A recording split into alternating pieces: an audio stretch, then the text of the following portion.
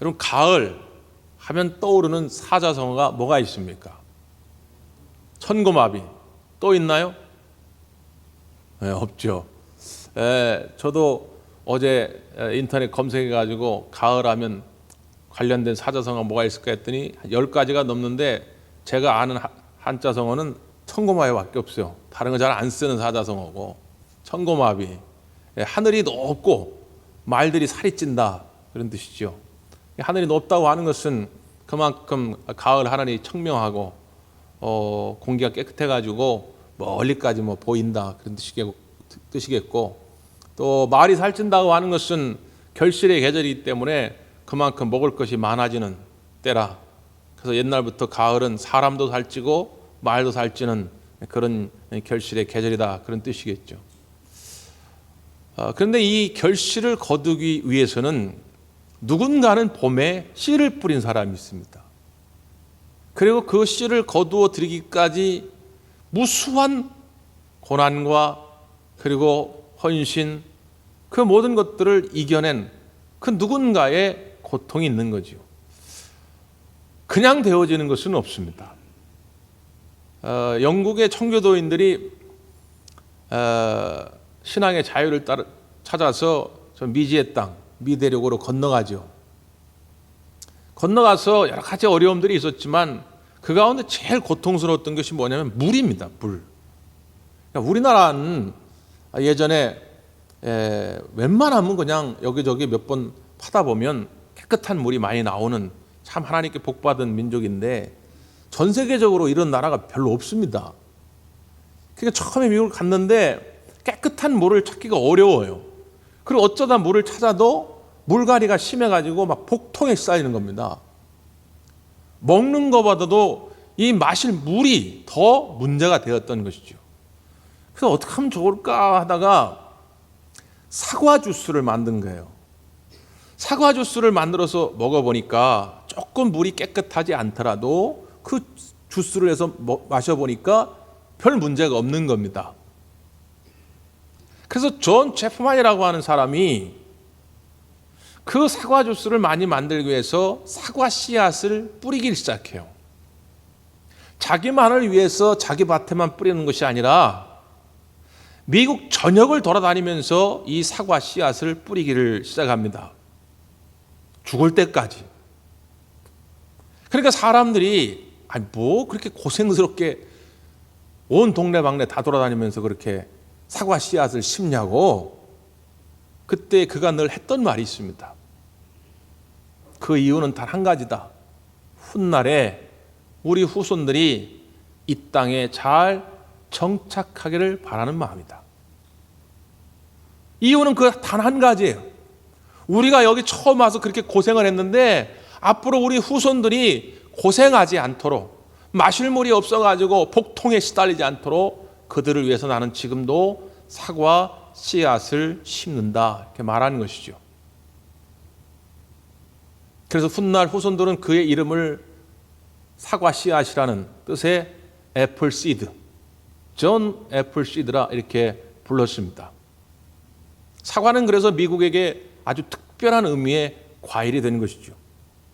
지금도 미국 사람들이 관용적으로 쓰는 표현 가운데 야, 참 애플파이 같다, 이런 표현들. 그건 무슨 말이냐면 그 사람이 어떤 아주 가치 있는 일, 소중한 일을 했을 때에 마치 애플파이 같군, 그런 표현을 씁니다. 그 존 체프만이 애플 시드, 사과 씨앗을 뿌림으로 말미암아 훗날 후손들이 먹는 물 걱정을 안 했던 것처럼 오늘 이 시간 우리가 이렇게 나와서 편하게 예배를 드릴 수 있기까지 수많은 우리의 믿음의 선배들이 눈물로 기도의 씨앗을 뿌렸고 눈물로 복음의 씨앗을 뿌린 것입니다.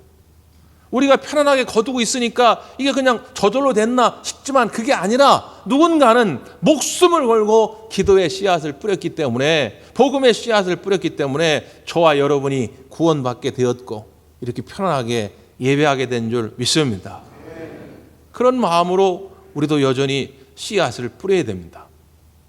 우리 자녀들을 위해서, 우리 후손들을 위해서 기도의 씨앗을 뿌려야 하고 복음의 씨앗을 뿌려야 합니다. 언제까지요? 죽을 때까지. 예? 우리 자녀들이 20살 먹으면 뭐 어른 되었으니까 끝난 겁니까?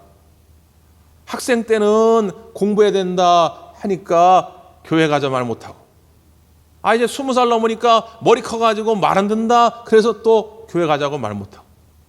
이거 언제까지 여러분 그러시겠냐고 말이에요. 자식은요, 나이 먹어도 늘 자식이더라. 제가 저희 어머니가 돌아가시기 전에 나이가 이제 40 넘고 50이 다 돼 가는데 그때도 여전히 아이고 아가, 우리 아가 차 조심해 그러더니, 둘이 있을 때는 괜찮은데 교인들 옆에 있는데 아이고 우리 아가 그러면 얼마나 민망한지 몰라요. 근데 아무리 나이가 50이 넘고 60이 넘어도 그냥 엄마 입장에서는 그냥 걱정스러운 자식 아닙니까? 여러분 포기하지 말고 죽을 때까지, 하나님 부르실 때까지 여러분 자녀들을 위해서, 여러분 후손들을 위해서 기도의 씨앗을 부지런히 뿌리시고 말씀의 씨앗을, 복음의 씨앗을 뿌리시기를 간절히 바랍니다. 그러면 반드시 결실되는 때가 있다는 거예요. 우리가 기도하면 말이죠, 성경에 많은 말씀들이 있지만 가장 잘 떠오르는 본문이 오늘 본문의 말씀이죠. 저도 이 본문을 가지고 아마 여러 번 설교를 했던 그런 기억이 있습니다. 예수님께서 기도에 관해서 강조하시기 위해서 이런 표현을 쓰셨어요. 자, 본문을 한번 다시 읽어보죠. 7절, 8절 말씀. 시작.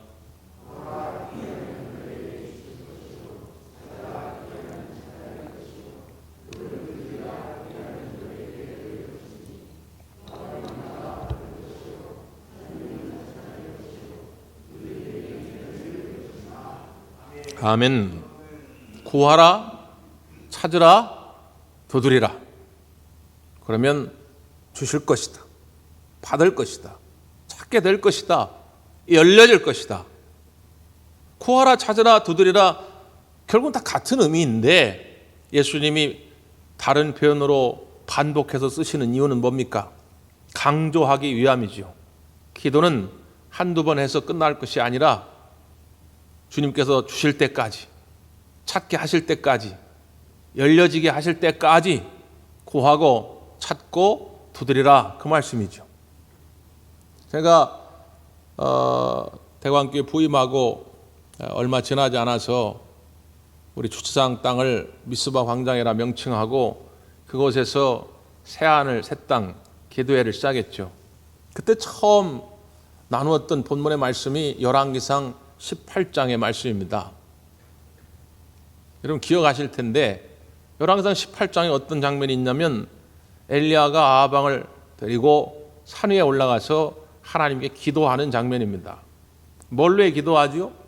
당시 이스라엘 땅에 3년 반 동안 가뭄이 들어가지고 물이 완전히 말랐어요. 그러니까 이제 비가 내리기를 간절히 바라는 마음으로 기도하는 것이죠. 그래서 한번 기도하고 엘리야 선자가 사환에게 가서 야, 저 바다 쪽에 좀 가보라. 어떤가? 그게 왜 바다 쪽을 보라고 그랬냐면 당시에 큰 비가 오려면 이스라엘 그 나라 땅에서 볼 때 바다 쪽, 지금의 지중해입니다. 지중해 쪽에서 큰 구름대가 몰려와야 장대비가 쏟아집니다. 저 위쪽에서 내리는 이슬은 그냥 간간히 그냥 죽지 않을 정도 그냥 목 죽이는 정도지, 그래가지고는 이게 가뭄이 해갈이 안 돼요. 그 헐몬산에 내리는 이슬은. 큰 비는 이 지중해 쪽에서 먹구름이 몰려와야 큰 비가 쏟아집니다. 그러니까 사환이 가서 이렇게 바다 쪽을 둘러본 것이죠. 근데 아무런 구름이 없어요. 하나도 보이질 않습니다. 주인님, 없습니다. 그래서 엘리야 다시 기도합니다. 하나님, 이 땅에 비를 내려주세요. 불쌍히 여기시고 구름을 몰아주세요. 그리고 또 가봐라. 두 번째 간데 없습니다. 세 번 기도하고 또 가봐라. 없습니다. 몇 번까지 그렇게 기도합니까? 7번까지. 왜 7번입니까? 성경에는 항상 7의 의미가 있다고 그랬죠? 완전수입니다. 하나님이 주실 때까지, 하나님이 찾게 하실 때까지, 하나님이 열어 주실 때까지, 그게 숫자적으로 상징적으로 7이에요. 7번째 엘리야가 기도해서 가봐라 그랬더니 주인님, 드디어 손바닥만한 이 조각구름, 조그만 구름이 보이나이다. 그때 엘리야가 벌떡 일어나더니 아합왕에게 폐하 내려갑시다. 비가 이제 쏟아질 겁니다. 아니 손바닥만한 구름 가지고는 비가 쏟아지기는커녕 3년 반 동안에 그 가뭄을 해결할 수 있는 전혀 그런 비가 내리지 않을 거란 말이에요. 그럼에도 불구하고 엘리야는 믿고 있었어요. 그 조그마한 그 조각구름을 통해서라도 하나님이 이제 구름대를 몰고 오셔가지고 오늘 그 땅 3년 반 동안 가문 땅을 완전히 해결시킬 것을 엘리야는 믿고 있었다고 말이죠. 기도했으니까. 그러니까 일어난 거예요. 사랑하는 성도 여러분, 오늘 우리가 주님 앞에 나와서 그렇게 7번 응답하실 때까지 부르짖으면 하나님이 주실 줄 믿습니다. 그렇게 새하늘 땅 기도회를 열면서 언젠지는 모르겠지만 우리 주님이 이 자리에 아름다운 예배당을 세워줄 줄 믿습니다. 그렇게 하고 2008년도에 성전 건축의 비전을 선포했죠. 많은 분들이 함께 기도하면서 협력할 때 하나님이 또 은혜 가운데 우리를 도와주셔서 이렇게 아름다운 예배당을 우리가 완공하게 됐죠. 근데 다 그런 것만은 아니더라 그 말이죠. 제가 이제 우리 지방의 목회자들한테도 이렇게 좀 의견을 구하고 제가 이제 친하게 지내는 제 친구 목사들한테도 이렇게 의견을 좀 구하면 그래 서 목사 하여튼 같이 기도할 테니까 열심히 해봐 뭐 이런 반응도 있지만 그렇지 않은 반응도 있어요. 그렇지 않은 반응들이 두 가지입니다. 하나는 뭐냐면 하지 말라예요. 또 하나는 할 수 없답니다. 하지 말라는 그나마 좀 약간 걱정스러운 투예요. 서목사 아니 한국교회가 이제 70년대 80년대 같지 않아가지고 그렇게 폭발적으로 막 부흥하고 이런 일이 이제 앞으로 한국교회는 없을 거야. 근데 그렇게 무리하게 건축했다가 요즘 그 경매 넘어가는 교회들 많은 거 봐봐. 하지 마. 하지 말라는 거예요. 또 하나는 뭐냐면 할 수 없다라는 거예요. 대광교회 교인이 몇 명인데 결산이 얼마나 돼? 그래가지고 못해. 할 수 없어. 이거 약간 좀 자존심을 상하게 해요. 비슷한 얘기 같지만 하지 말라는 것은 약간 걱정스러운 그런 투가 있지만 할 수 없다라는 건 약간 우리의 능력을 무시하는 듯한 그런 거죠. 근데 재밌는 것은 뭔지 아십니까? 제 마음속에 자꾸 그 이야기가 떠오른다는 거예요. 그렇지. 그래, 그 말이 맞을 텐데. 그런 마음을 가지고 하나님 앞에 기도합니다. 하나님, 하지 말라고 그럽니다. 할 수 없다 그럽니다. 어떻게 하면 좋겠습니까? 이미 말은 내뱉었는데. 근데 하나님께서 제게 주신 응답이 있어요. 네가 하는 것이 아니라 내가 하는 것이다. 사람이 하는 것이 아니다. 하나님이 하는 것이다. 그 응답을 어느 날 제가 받고 그 주에 바로 제가 임원회를 소집하고 바로 그냥 밀어붙였죠. 그 하나님 은혜 가운데 우리가 이렇게 아름다운 예배당을 완공하게 됐습니다. 여러분, 한 번, 두 번 하고선 안 되니까 그만이다. 그것은 마귀가 우리에게 와서 공격하는 그런 기회입니다. 단테라고 하는 유명한 문호가 있죠. 단테 아주 손꼽히는 고전 작품 가운데 하나가 신곡입니다. 신곡. 거기에 보면 지옥편이 있어요. 지옥편. 그 지옥편 입구에는 뭐라고 쓰여져 있느냐? 아무것도 기대하지 말라. 이제부터는 희망을 버리라. 이게 지옥의 입구에 딱 써 있어요. 지옥이란 뭐냐? 희망을 버리는 거예요. 더 이상 기대하지 않는 것입니다. 이게 지옥이에요. 여러분이 지옥 같은 삶을 살기를 싫다면, 이제 지긋지긋해서 더 이상 나는 지옥 같은 인생을 살고 싶지 않다면 다시금 기도의 무기를 꺼내셔야 됩니다.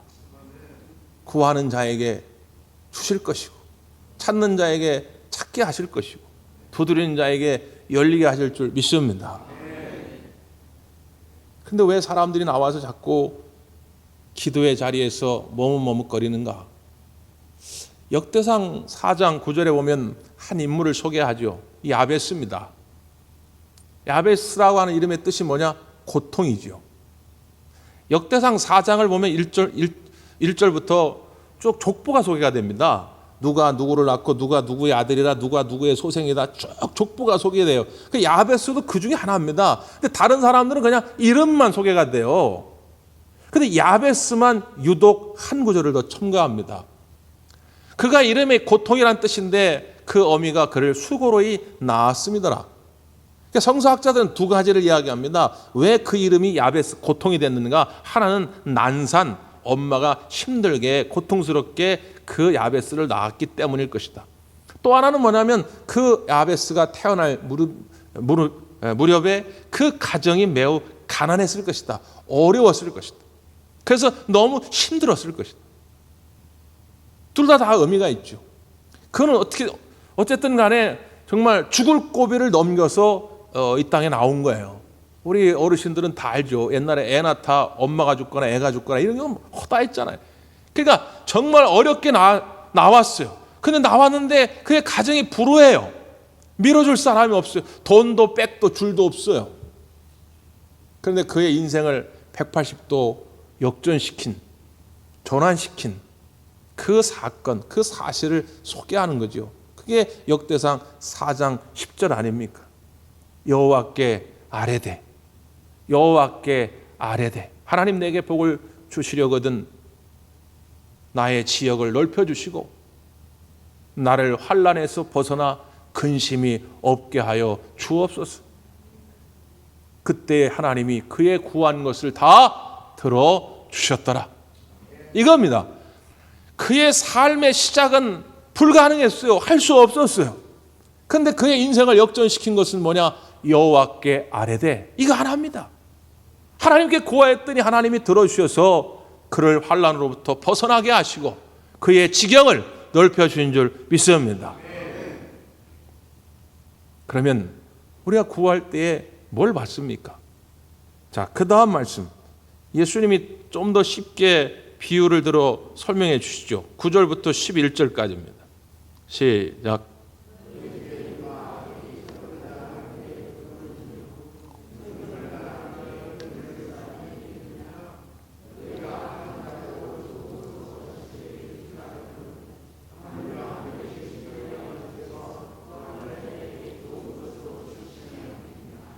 아멘.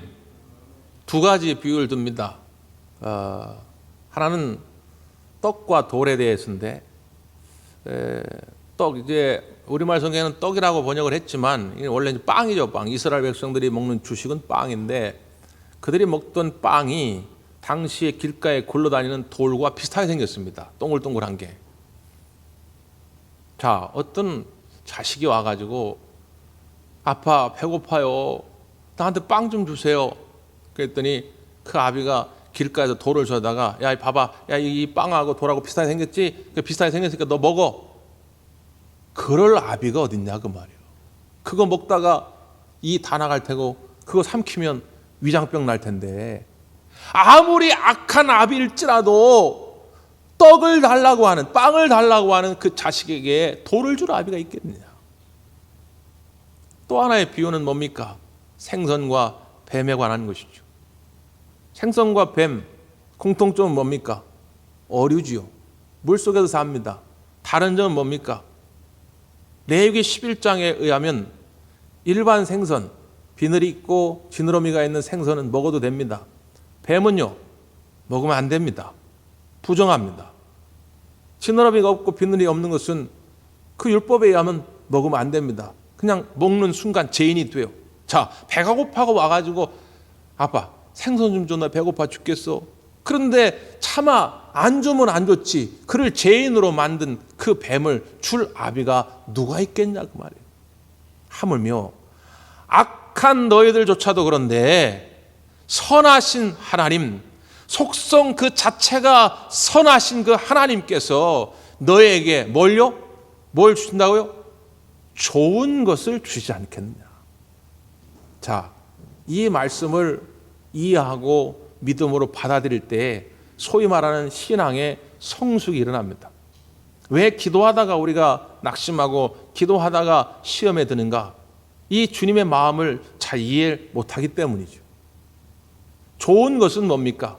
내가 무조건 원한 대로 되는 것이 좋은 것이 아닙니다. 물론 그런 경우도 있죠. 히스기야가 병들어 죽게 되었을 때 하나님을 향해 기도하였더니 하나님이 병에서 고침받게 하시고 수명을 15년 연장시켰습니다. 갈멜산에서 엘리야가 기도할 때에 즉각적으로 하나님이 불로써 응답하셔서 하나님이 살아계심을, 하나님이 전능하심을 엘리야와 이방 선지자들 앞에서 보여주셨죠. 그런 일들이 물론 지금도 일어납니다. 아주 빠르게 내가 원한 대로 내 눈앞에 펼쳐지는 응답이 일어납니다. 그러나 하나님의 응답은 그것이 전부가 아니라 그 말이에요. 때로는 고린도 후서의 사도 바울의 간구처럼 나에게서 이 육체의 가시를 좀 없애 주옵소서 3번이나 간절히 구하였는데 육체의 가시는 사라지지 않았죠. 사도 바울이 죽을 때까지 그 육체의 가시가 사라지지 않았다라고 성서학자들은 다 말합니다. 그 육체의 가시는 뭐냐? 눈병이었어요. 잘 보이지 않는 눈병. 그럼에도 불구하고 사도 바울은 응답을 받았죠. 3번 기도하였더니 주님이 뭐라고 응답합니까? 내 은혜가 내게 족하도다. 자족할 수 있음을 깨달은 것입니다. 아, 나에게 왜 육체의 가시가 있는가? 나를 자고하지 않게 하려고, 즉 스스로 교만에 빠지지 않게 하려고 하나님이 주셨구나. 기도한 전과 기도한 후에 육체의 가시는 그대로 있지만 그의 마음이 달라진 것입니다. 이전에는 그 육체의 가시를 이겨낼 힘이 없었는데 이제는 육체의 가시를 이겨낼 힘이 기도의 응답으로 받게 되는 것이죠. 그러니까 내가 원한 대로는 되지 않았지만 주님이 좋은 것을 주신 것입니다. 여러분, 여러분이 구하면 반드시 우리 주님이 좋은 것으로 주실 줄 믿습니다. 자, 그러면 이제 마무리가 어떻게 돼야 되겠어요? 예수님은 이렇게 오늘 본문의 마무리를 하셨습니다. 12절인데요. 한번 읽어보죠. 12절 시작.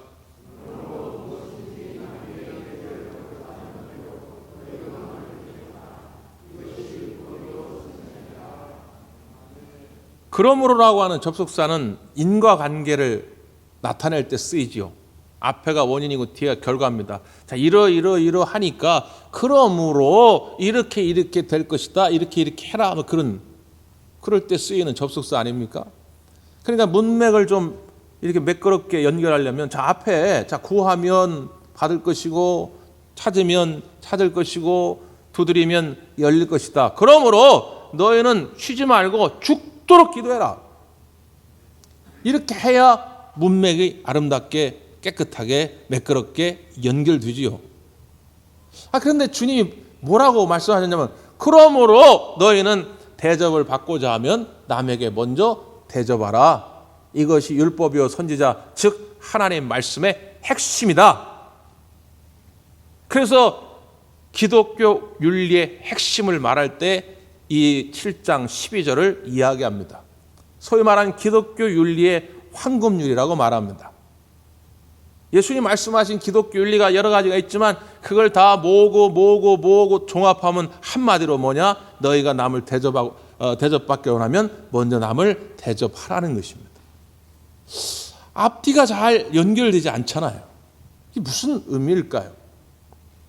누가복음 11장에 보면 똑같이 예수님이 이 기도에 관한 말씀이 있습니다. 거기서는 아까 하늘에 계신 아버지께서 너에게 좋은 것을 주지 않겠느냐 할 때에 누가복음 기자는 어떤 단어를 넣었냐면 하늘에 계신 아버지께서 너희에게 성령을 주시지 않겠느냐 이렇게 말씀합니다. 공관복음서를 이렇게 비교하다 보면 예수님이 똑같이 하신 말씀인데 좀 서로 다를 때가 있죠. 그래서 이제 기독교를 비판하고 성경을 비판하는 사람들이 거 봐라 이거 앞뒤가 안 맞는 얘기다 이렇게 말할 때도 있는데 좀 다른 얘기고요. 제가 오늘 설교를 했는데 제가 여러분의 숙제를 내드릴게요. 다음 주에 오실 때 제가 설교한 내용을 그대로 한번 적어와 보십시오.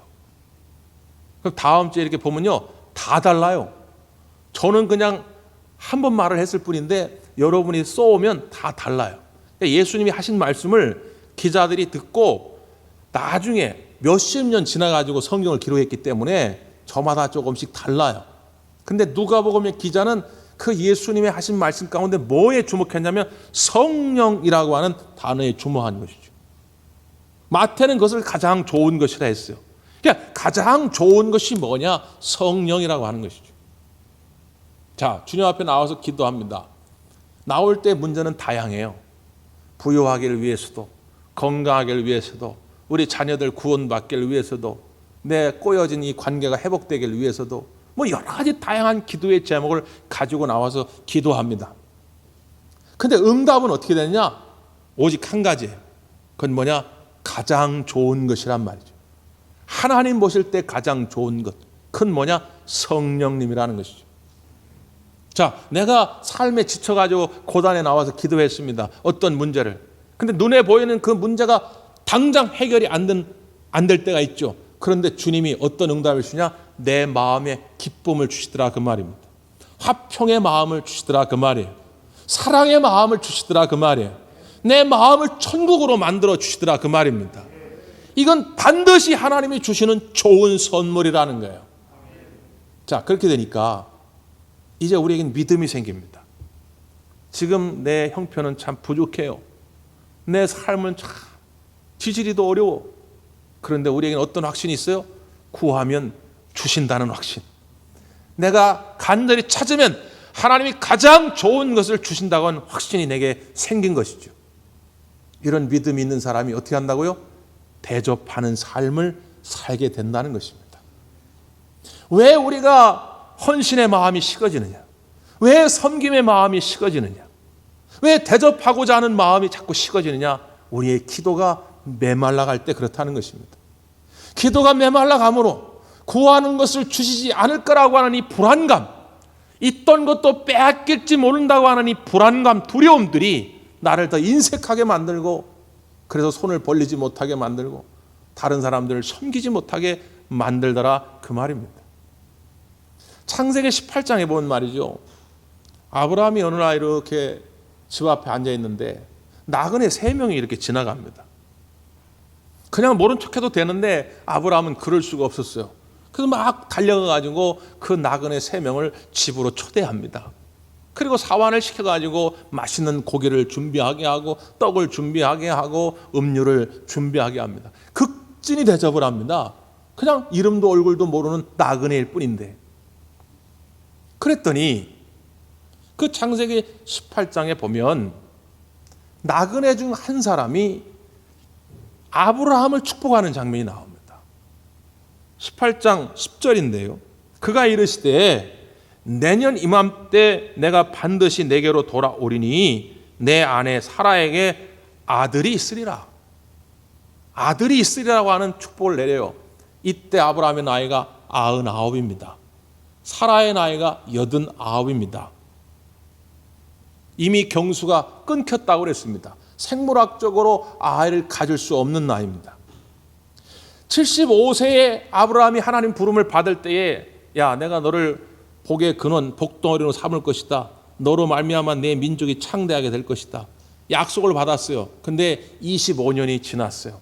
아무리 믿음 좋은 아브라함도 25년이 지나다 보니까 거의 포기하기에 이르렀습니다. 하나님이 나를 통해 자손을 그냥 줄줄줄 해가지고 그냥 저 하늘의 별처럼 저 바닷가 모래알처럼 내 후손을 창대하기라고 했는데 25년이 지나도록 아들이 없어요. 아내 사라는 이제는 더 이상 애를 가질 수 없는 형편이 됐다 그 말이에요. 그런데 그 나그네가 다시 그 25년 전에 하나님의 약속을 떠올리게 하면서 내년에 반드시 사라가 아들을 낳을 것이다. 그러니까 이걸 옆에서 몰래 듣고 있던 사라가 웃었다고 그랬어요. 웃었다. 예? 아니 내가 지금 나이가 89이고 나는 이제 경수가 끊어져 가지고 애를 가질 수가 없는데 무슨 애를 낳아. 웃었다. 그래서 1년 후에 낳은 아들의 이름이 이삭. 웃었다. 웃음이란 뜻의 이삭이라는 이름을 갖게 된 거 아닙니까? 자, 어쨌든 간에 그 축복의 말씀을 듣고 이제 나그네들이 집을 떠납니다. 그래서 아브라함이 이제 이렇게 배웅을 해요. 마중을 간 것이죠. 그 장면이 이렇게 기록되어 있습니다. 그 사람들이 거기서 일어나서 소돔으로 향하고 아브라함은 그들을 전송하러 함께 나가니라. 그리고 나서 바로 17절에 여호와께서 이르시되 내가 하려는 것을 아브라함에게 숨기겠느냐? 아브라함은 강대한 나라가 되고 천하 만민은 그로 말미암아 복을 받게 될 것이 아니냐. 분명히 지금 나그네를 배웅했는데 나그네가 이제 가자마자 여호와께서 이르시되, 그러면서 하나님의 음성이 들려집니다. 이게 무슨 이야기냐면 구약은 이런 용법을 쓰는 곳이 많은데 하나님의 사자들을 하나님과 동일시해서 쓰여질 때가 있어요. 이 나그네들이 단순한 사람이 아니라 하나님 보내신 사자들인데, 이 아브라함이 이 나그네들, 하나님의 사자들을 극진하게 대접할 때 마치 하나님이 대접받으신 것처럼 하나님이 이제 아브라함에게 다시 한번 축복을 약속합니다. 이미 25년 전에 한 약속인데 지금 다시 재차 아브라함은 강대한 나라가 될 것이 아니냐, 천하 만민이 그로 말미암아 복을 받게 될 것이다. 여러분, 이게 무슨 말씀입니까? 이미 하나님의 이 축복의 약속은 25년이 주어졌고 하나님이 하신 약속은 반드시 이루어질 것이다, 그 말이에요. 그런데 무엇을 통해서 그 문이 비로소 활짝 열리게 됐느냐? 아브라함이 나그네를 대접할 때 비로소 그 문이 활짝 열려진 줄 믿습니다. 아, 그렇구나. 이미 예수 그리스도로 말미암아 구원받은 우리들에게는 하나님의 축복의 보따리가 놓여 있습니다. 여러분 각자에게 다 이미 축복의 보따리가 놓여져 있어요. 근데 그 보따리를 열어 제끼려면 기도가 있어야 하고, 또 기도함으로 하나님이 줄 것을 확신한다면 섬김의 마음이, 대접의 마음이 있어야 한다는 거예요. 그 마음을 보고 싶었던 거예요. 아니, 아브라함에게 하나님이 복을 주셨더니 아브라함이 집 배만 그냥 불리는 거예요. 예? 그리고 다른 사람 건 오히려 더 뺏어. 그러면 어떻게 그 아브라함이 복의 통로가 되겠습니까? 하나님은 아브라함을 통해서 지금 축복의 통로를 삼으려고 하는데 아브라함이 자기 배만 불리겠다고 하면 그게 어떻게 축복의 통로가 되겠냐, 그 말이죠. 그런데 오늘 이 창세기 18장의 장면을 보면서 하나님이 이제 확신하는 거죠. 야, 됐다. 이제 아브라함을 통해서 이 마음을 보니까 천하 만민이 복을 얻을 수 있겠구나. 그러면서 1년 후에 약속한 대로 이삭을 아들로 주신 것입니다. 여러분, 구하면 받게 될 줄 믿습니다. 뭘요? 가장 좋은 것을 받게 될 줄 믿습니다. 성령님이 오셔서 여러분 마음을 평안케 하고 천국으로 만들어 주실 것입니다. 그런 확신이 우리에게 있잖아요. 그러니까 이제부터 우리는 넉넉한 마음으로 내 이웃과 형제들을 섬기며 대접하며 살아갈 수 있게 되기를 간절히 바랍니다. 기도하겠습니다.